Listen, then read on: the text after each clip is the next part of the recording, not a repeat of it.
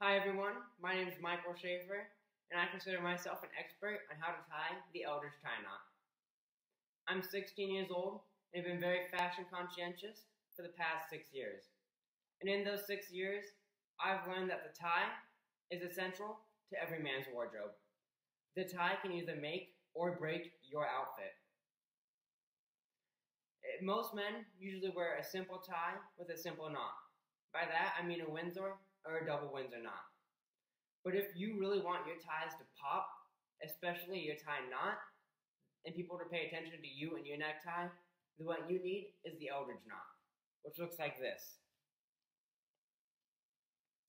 The Eldridge knot is a relatively new knot, having been created only a few years ago by Jeffrey Eldridge. The first ties were used in 221 BC by China's first emperor, Shi Huangdi, when he was buried. By the end of this video, I hope to have you tying the Eldridge knot like a pro. So first, I'll start by untying my tie and showing you how to start from the beginning.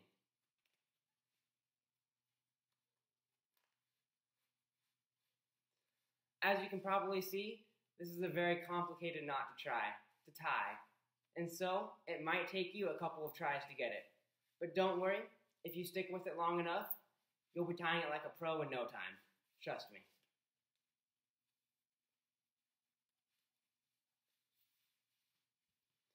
So, one thing that's very unusual about the Eldridge tie knot is that you tie it with the tail of the tie instead of the body. So what you'll do is you'll adjust the body of the tie to where you'd like it to sit when you finish tying. At that point, you take the tail of the tie and you cross it over the body, taking it back behind like so.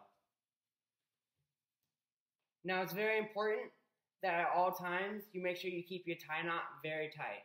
Otherwise, this knot will come out looking sloppy. So now that you've got it come behind like this, you go up and around, you go up and then back down the other side of your tie. And then you just pull it on through. Now at this point, you take your tail, which is behind the body of your tie, and you pull it out like so, crossing it over the front at a height of about this.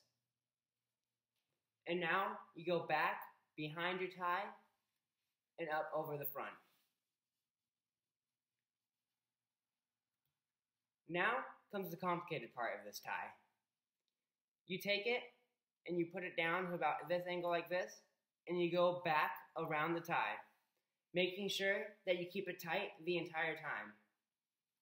Now, you loosen a little bit what you've just done, just enough to fit the tail of your tie through it. And then you feed it through just like that. Then you use your hands to tighten the back of the tie as needed, making sure you keep it pretty tight the entire time.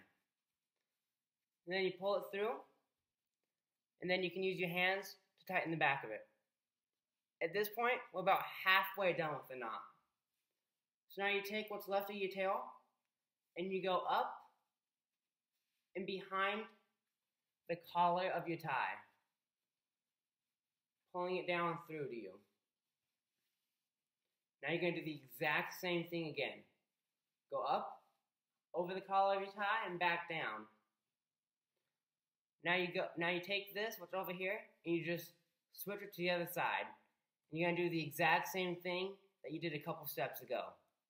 Loosen this part and feed the tail of the tie through, just like that. Using your hands to tighten the tie as necessary. And you just pull it through, all the while maintaining a tight knot. So now at this point, you've tied the Eldridge knot, but you're still left with this annoying little bit of tail. So what you do is you take it and you tuck it behind the rest of your collar, like so, making sure that it lays nice and flat. So now you pull down the collar of your tie, making sure it looks nice, flat, and straight. You take your collar of your shirt and you pull it down over your tie. Now first, you make sure that your tie isn't sticking up in the back in any place, like mine is right here. So I'm just going to put it up back behind my shirt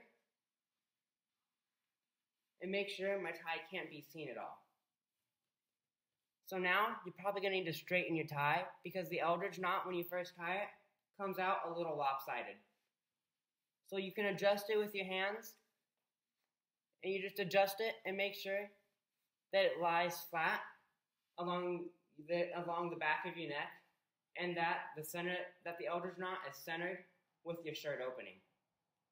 Now this knot is pretty big and bulky, so it's recommended that you use a tie with medium length fabric and it's pretty thin. Also, your shirt collar needs to be a classic collar.